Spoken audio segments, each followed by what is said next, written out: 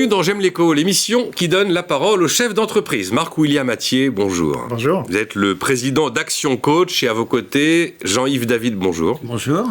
Coach d'affaires chez Action Coach. Action Coach est le leader mondial du coaching de dirigeants de PME, donc ça va jusqu'à 250 salariés. C'est un système de franchise présent dans 50 pays avec 1200 coachs partout à travers le monde. Vous appelez ça le coaching d'affaires ou comme c'est écrit sous le nom de votre entreprise, le business coaching. Si on ne sait pas ce que c'est, qu'est-ce que c'est ? En fait, le business coaching, ça permet à des entrepreneurs, des dirigeants propriétaires d'entreprises, de pouvoir construire des entreprises plus performantes et surtout plus autonomes. L'objectif, c'est de rendre l'entrepreneur plus libre pour qu'il puisse s'orienter et s'occuper véritablement de son métier, celui d'entrepreneur, et de travailler sur la stratégie de son entreprise. Ça veut dire que vous allez intervenir auprès de lui pour lui filer un coup de main ? On va intervenir auprès de lui pour l'aider à ce qu'il définisse sa propre stratégie. Ah, l'aider à définir sa propre stratégie, d'accord.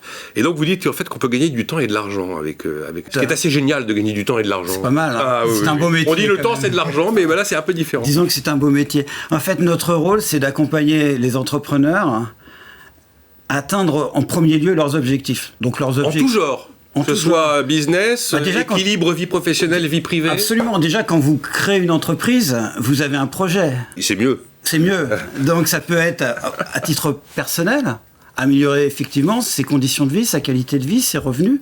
Mais ça peut être également un projet au niveau, je dirais, d'une idée, d'innovation. Donc c'est quelque chose qui est véritablement très très important pour l'entrepreneur, avant tout de réussir à atteindre ses objectifs.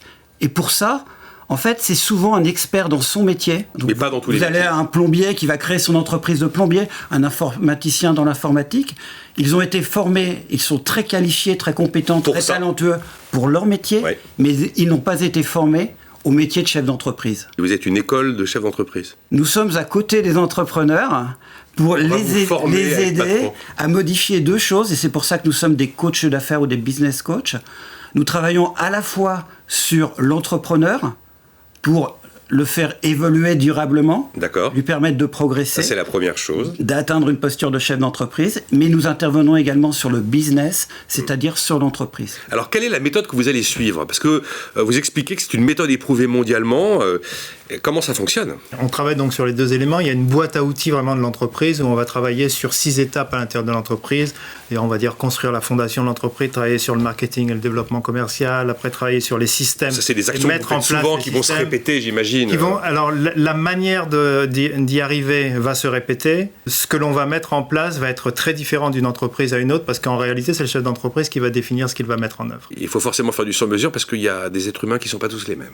Il y a des êtres humains qui ne sont pas tous les mêmes. Il y a des secteurs d'activité qui sont très différents. Il y a des histoires d'entreprise qui sont extrêmement différentes aussi. Nous, notre rôle, en fait, c'est d'accélérer la croissance, l'atteinte des objectifs. Le fait de ne pas avoir été formé pour être chef d'entreprise, ça veut dire quoi ? Ça veut dire que souvent, vous avez des freins. Vous allez voir des blocages.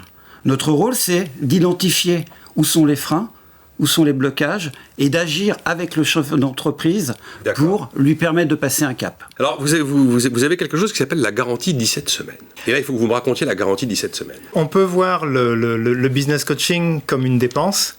Nous, notre regard, c'est que c'est un investissement. Oui. Et si c'est un investissement, si on est vraiment sûr de ce que... Je vous aurais dit, vous n'êtes pas bon en marketing. Non, mais au-delà du marketing, oui. Véritablement, ça doit être un investissement. Et donc, pendant les premières 17 semaines de coaching, ce que l'on va s'assurer, c'est de pouvoir véritablement mesurer les effets immédiats de notre coaching pour que les dépenses qui vont être engendrées par ce coaching soient couvertes au moins pendant ces 17 semaines, pendant les résultats additionnels de l'entreprise. C'est-à-dire que les gains que vous allez apporter au bout de 17 semaines auront dû couvrir l'investissement de départ. Vont nécessairement couvrir le démarrage. Si ça n'arrive pas ? Si ça n'arrive pas, on rembourse, mais ça n'arrive pas. Ça n'arrive pas, vous remboursez, mais ça n'est jamais arrivé. Non, parce qu'en réalité, on suit tellement ces éléments-là, on suit tellement ces indicateurs, on est tellement focalisé sur le résultat qu'on arrive à démontrer, à prouver et à faire en sorte que l'entreprise génère plus d'argent que ce qu'elle ne dépense. En fait, ça marche à tous les coups. Ça marche à tous les coups. En fait, concrètement, au bout des 17 semaines, lorsqu'on n'a pas atteint des résultats, nous allons continuer à accompagner l'entrepreneur gratuitement jusqu'à l'obtention des résultats. Moi, ça m'est arrivé une fois. Ah, c'est arrivé une fois quand même. Ça m'est arrivé une fois. Merci Jean-Yves. Merci ça m'est arrivé une fois, bien évidemment. Et qu'est-ce qui se passe après ? Eh ben, nous obtenons les résultats Et ça donne envie d'aller encore plus loin. Et en fait, ce client, maintenant, je le coach depuis 2 ans et demi, presque 3 ans. Ah mais vous pouvez avoir comme ça du coaching business qui va s'étaler sur une longue période. Nous partons sur des missions longues et comme me dit... Vous devenez des directeurs généraux adjoints, enfin c'est... On devient des conseils d'administration, des personnes qui suivent véritablement l'entrepreneur, qui arrivent un peu comme le coaching sportif. C'est-à-dire on garde la personne véritablement focalisée, on a le regard de l'expert et on s'assure que la personne qui est celle qui sait ce qu'il faut faire, mette en place ce qu'elle a défini. Et donc, on est derrière lui par rapport à ces éléments-là. Et un coaching moyen, la durée moyenne d'un coaching, ça va être de l'ordre de 24 mois. C'est extraordinaire. Vous allez vous retrouver avec des personnages qui n'ont pas forcément le même âge, qui ne sont pas forcément dans les mêmes secteurs d'activité, qui n'ont pas non plus forcément les mêmes aptitudes. Vous allez réussir à faire mouche. Les seuls éléments qui vont faire la différence, c'est si la personne ne définit pas ses objectifs et si elle ne met pas en œuvre ce qu'elle dit qu'elle va mettre en œuvre. Et on est là pour pouvoir rester focalisé. Et si on est face à ce genre de situation, dans ces cas-là, bon voilà, on abandonne le coaching. Mais c'est arrivé ça, vous disiez, écoutez, je suis désolé, vous n'êtes pas assez réceptif. Bien sûr, ça arrive.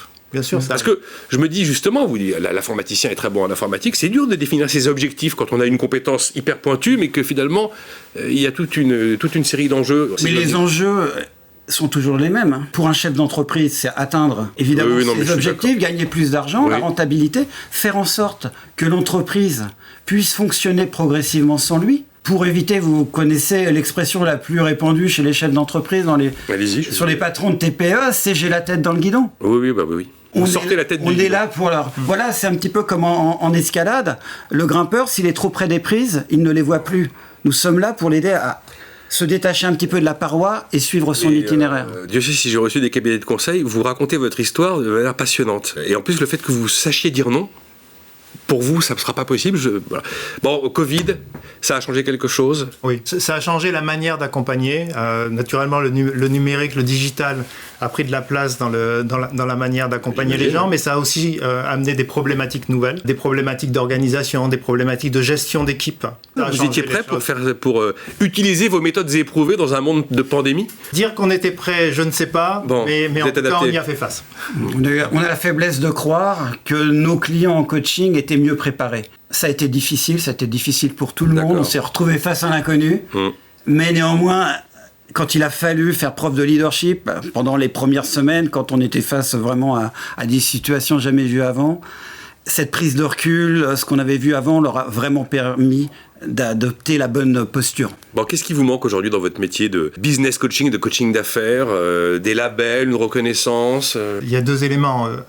Déjà, la France est un pays qui, assez souvent, dans toutes les nouvelles technologies, les nouvelles méthodes de management, a souvent un peu de retard. Et donc, quand on regarde un peu les États-Unis, aujourd'hui, le business coaching aux États-Unis, c'est, dépendamment des études, entre 11 et 15 milliards de dollars. En France, c'est à peine une centaine de millions d'euros aujourd'hui. Mais aussi, lorsque l'on est sur des secteurs qui sont en forte croissance, dans lesquels il y a de très faibles barrières à l'entrée, bien, il faut faire en sorte que les personnes qui entrent soient véritablement sérieux à l'intérieur de leur secteur. Et donc, oui, labellisation, formalisation des savoirs serait véritablement un plus. Ça avance, le déclic est où? Il est législatif? Le déclic, aujourd'hui, il pourrait être législatif, mais en même temps, on sait que légiférer n'est pas nécessairement ce qui régit les choses. Ça marche à tous les coups, j'adore. Merci Marc-William Attier, donc président d'Action Coach, et Jean-Yves David, coach d'affaires chez Action Coach. Merci. Merci.